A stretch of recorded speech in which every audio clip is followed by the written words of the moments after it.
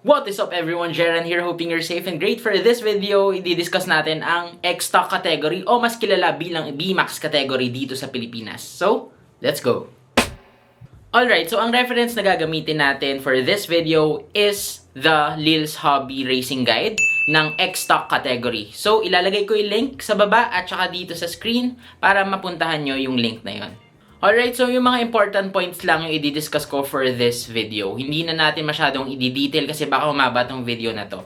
And most probably, yung mga rules and regulations from the Pro Stock category is almost the same with this one. Pero may additional caveats lang. So first, under machine assembly, only plastic bodies are allowed. No polycarbonate bodies. Bodies should have stickers applied. Ano ba yung pagkakaiba ng polycarbonate bodies and yung plastic bodies? Yung plastic bodies is the usual na kagaya nito. And yung polycarbonate bodies are those na sobrang gaan. At the same time, it's usually clear. So, kagaya nito. And together with that, dapat fix siya front and back with a Tamiya body catch kagaya nito. Yan, nakikita niyo yung yellow dyan. Yan yung Tamiya body catch. Bodies may not be split into different pieces or two pieces. So, dapat one whole body lang. Ito yung cowl natin. Bawal yan hatiin na kagaya ng sa open category. So, kung paano mo siya na-receive sa box, dapat ganun lang din siya. Bawal siya hatiin, bawal siyang putulin. Any combination of body and chassis are permitted as long as, again, nakafix siya using a body catch na kagaya niyang nasa likod. Wing parts may be omitted and homemade bodies are prohibited.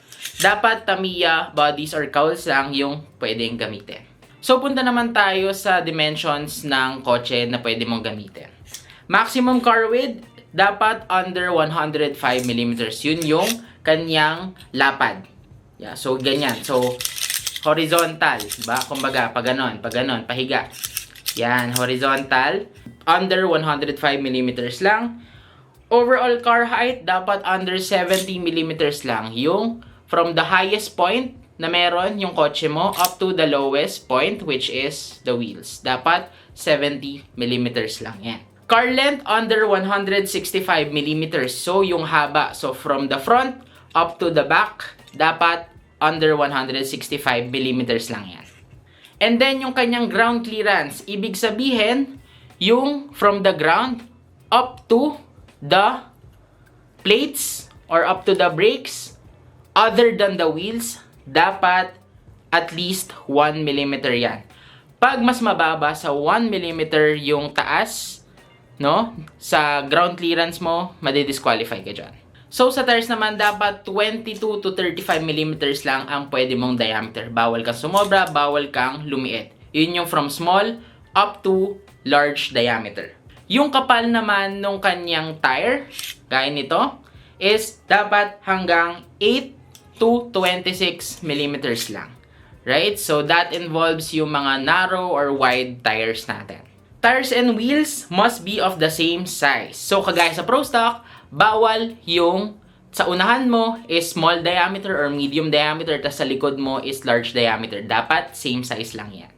Pagdating sa rollers, good news, wala tayong limit sa rollers ko. So, kahit punuin mo ng rollers yung kotse mo as long as it follows the regulations and the sizing dimensions, okay lang yan. Next is motor. So, yung mga babanggitin ko lang na motors ang pwede natin gamitin. Rev-tuned motor, torque-tuned motor, atomic-tuned motor, sprint dash motor, power dash, hyper dash 2, light dash, hyper dash 3, rev-tuned 2, torque-tuned 2, atomic-tuned 2, rev-tuned 2 motor pro, atomic-tuned motor pro, torque-tuned 2 motor pro, light dash motor pro, hyper dash motor pro, and mac dash motor pro. All others are prohibited. So, that includes yung mga Ultra Dash, Plasma Dash, bawal po yun sa B-Max or sa X-Stock category. Although, depende naman yan sa racing center nyo. So, kung papayagan nila na kahit anong motor yung gamitin nyo, okay lang yun. Pero generally, yung mga nabanggit ko lang yung pwede mong gamitin. Sa batteries naman, only alkaline 1.5 volts or rechargeable batteries, yun yung NIMH or NICD na batteries are allowed. So, lithium-ion, may mga racing center na pwede, pero generally, dito sa guide na to, bawal ang lithium-ion batteries. Alright, so balik tayo sa body. Sections that clash with chassis, plates, or mass dampers may be cut off. Ibig sabihin, kung yung cowl nyo or yung body nyo is nag-i-interfere with side dampers, with front and rear dampers, pwede nyo yung i-modify or pwede nyo yung i-cut or pwede nyo siyang tanggalin. Yun, pinapayagan yun. Canopy sections may be cut away or removed if an animal figure is used. Alright, so just like in our last video, kung gagamit kayo ng animal racer na kagaya nito, pwede nyo tanggalin yung canopy sections or pwede nyo i-cut yung sections nung inyong cowl. Pero, dapat gagamit kayo ng animal racer. And as always, pag lumipad yung animal racer nyo, madi-disqualify kayo sa race. Alright, sa chassis naman, ang modification lang na pwede ay screw holes may be countersunk. Kung gagamit kayo ng countersunk screws, yun yung flat na head, no, na screws. And, pwede lang yun pag visible yung screw na bilog underneath the chassis. So, punta naman tayo sa mass dampers. Ang mass dampers ay bawal i-modify. Bawal yung pagaanin, bawal yung i-sand off. So, bawal yon. And mass dampers may only be moved up and down using a fixed screw. If a hanging damper falls from underneath its plate, the car will be disqualified. So, this way lang pwedeng gamitin ang dampers sa B-Max or X-Stock category. Yan yung up and down lang. Kita nyo naman, may up and down siya. Ball connector mass damper arm sections may not straddle with wheel shafts. If a ball connector mass damper falls off during a race, the car will be disqualified. Alright, so para mas safe kayo, I suggest gantong dampers na lang gamitin nyo. No? So, kung magbo-ball connector na mass damper kasi kayo, medyo baka may tendency tumalsik kasi madaming moving parts. No? So, to be safe, use these kinds of dampers. Tires and wheels naman tayo. Sa tires and wheels, of course, tires may not be modified. Any kind of trimming, any kind of combination ng tires in one wheel is not allowed. Tires may be affixed to wheels. Ibig sabihin, pwede nyo lagyan ng double-sided tape yung loob, yung tires and the wheel itself para hindi siya lumipad. Punta naman tayo sa rollers. Rollers may not be modified. Anodized rollers and modified rollers are not allowed. Ano yung mga modified or anodized rollers? Yun yung mga machine cut, yung CNC cut, yung may mga butas-butas. So, ipapakita ko siya dito. Bawal yun. Rollers that have worn down to a sharp edge are not permitted. So, yung tumalas na dahil sa kakarace siguro, so, bawal yon kasi baka makadamage siya ng track natin. Roller numbers and sizes are governed by official Tamiya regulations. Ibig sabihin, yung mga approved na Tamiya roller size lang ang pwedeng gamitin. That would be 19mm, 16mm, 13mm, 8 or 9mm. So, let's go over our plates. Plates made from FRP, carbon, and duralumin, etc. must conform with the regulations below. Countersunk screws and tapered edges are the only permitted modification. So, kagaya nitong nasa dulo ko, yan nakikita nyo. So, yan yung countersunk. Ayan, nakikita nyo nakalubog yung screw. Yan. So, yan yung tinatawag nating countersunk. Ibig sabihin yan, gumagamit ka ng countersunk screws. Yun. So, pwede mong i-modify, pwede mong i-countersunk yung FRP plates. FRP and carbon plates may be reinforced using CA cement. And for the last part, for the other parts, metal parts such as screws and shafts may not be modified. So, bawal mo yung lihain, no? Or pagpasmoothin, bawal yon. Only official combinations of chassis and A parts are permitted. So, example, Super 1 chassis battery cover may not be used on Super 2 chassis. So, to be safe, kung ano yung internals na kasama from the kit or from the box, yun na lang yung gamitin nyo. Parts made from Mini 4WD catchers may not be used. Ibig sabihin, yung body catchers na kagaya nito, pag kinat mo kasi yung iba, ginagamit yun sa open category as parang spoilers, yan. So, bawal gamitin yun. Battery cover must be used. Ano ba yung battery cover? So, yung battery covers are yung kagaya nito.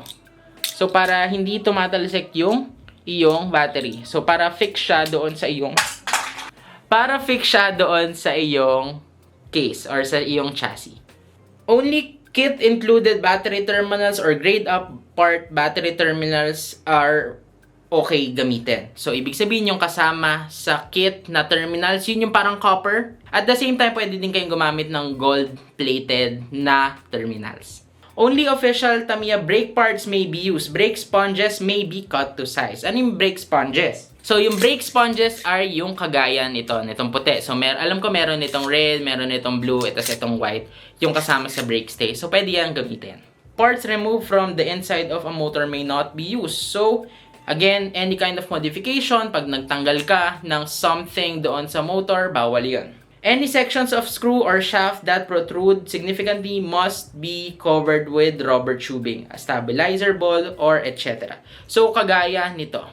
Yan yung stabilizer ball na tinatawag. And pwede rin yung kagaya nito, na parang lock nut. Yan, pwede yan. Basta hindi siya makakadamage sa truck, go yan. Alright, so ang pinaka-main restriction ng B-Max or X-Stock category is that no modifications are allowed. So, bawal mag-trim ng tires, bawal mag-cut ng plates, bawal mag-cut ng body, bawal mag-cut ng chassis. So, yun yung pinaka-main restriction ng B-Max category. Sa totoo lang, napakadali lang maintindihan ng B-Max category or X-Stock category. So, kung paano mo binili and kung paano dapat gamitin yung part na binili mo, ganun lang siya dapat gamitin. For example, the side wings, yung kagaya niyan, yung dampers na kagaya nito, yung iyong mga rollers, yung mga ball stabilizers, yung wheels, yung cowl, bawal i-modify yan. At the same time, yung mga plates nyo, bawal yang i-modify. Bawal i-cut, bawal siyang bawasan, bawal i-sand. Yan. So, yun lang yung mga main points ng B-Max or X-Stock category. Pinabilis ko lang to kasi madali lang talagang intindihin. Bawal ang modification pagdating sa B-Max category aside from countersunking screws or yung mga pag nag-i-interfere yung cowl dito sa dampers, yun lang yung mga permitted na pwedeng modifications. Kung may nakalimutan ako ng mga rules and regulations, paki-type lang sa baba sa comment section natin para maliwanagan yung iba nating racers. So, let's make a community here. Right? So, thank you so much for watching this video. If you like this video, just click on that like button and subscribe to my channel for more stuff like this. And I'll see you on the next one.